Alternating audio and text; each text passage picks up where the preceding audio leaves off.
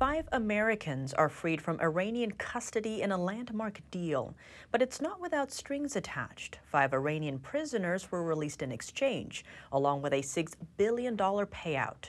The move is triggering both praise and criticism. NTD's Jason Perry has the update. The United States and Iran rarely see eye to eye, but recent negotiations have led to the release of 5 Americans from Iranian prisons. An attorney for one of the Americans said he'd been trying to get his client out of prison for over 7 years, and he shared the moment he found out. He gave me a call as soon as he came off the plane, and he said, "I'm finally free." And it was an emotional moment, I think, for both of us. Jared Gesner is the attorney for freed American Sia Namazi, who is 51 years old. The other Americans released from Iranian custody are Ahmad Shargi and Murad Tabaz. The names of the other 2 U.S. citizens were not released as they wanted to remain anonymous.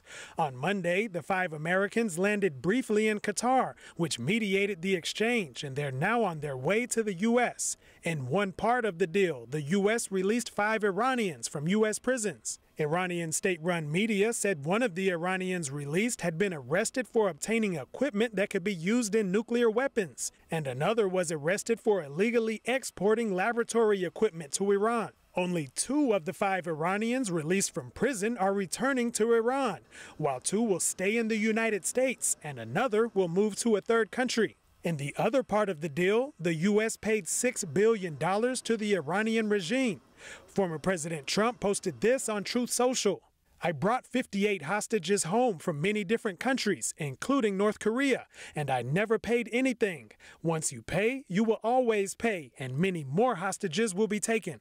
Other critics say Iran will use the funds to support terrorism, but White House National Security spokesperson John Kirby said that won't be the case.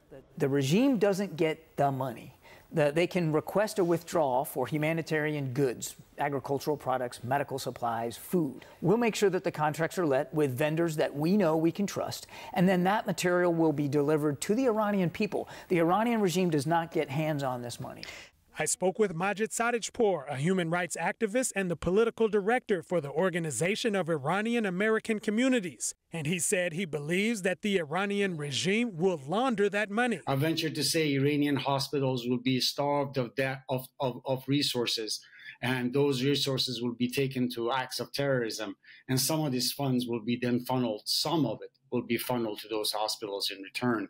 But the majority of it, at the end of the day, will go to persecute the people of Iran and exact terror on the people of Iran. The deal comes almost exactly 1 year after an Iranian woman, Mahsa Amini, died in police custody following her arrest for allegedly not wearing her hijab properly. Her death sparked anti-government protest, which became the largest show of opposition to Iranian authorities in years. Jason Perry, NTD News.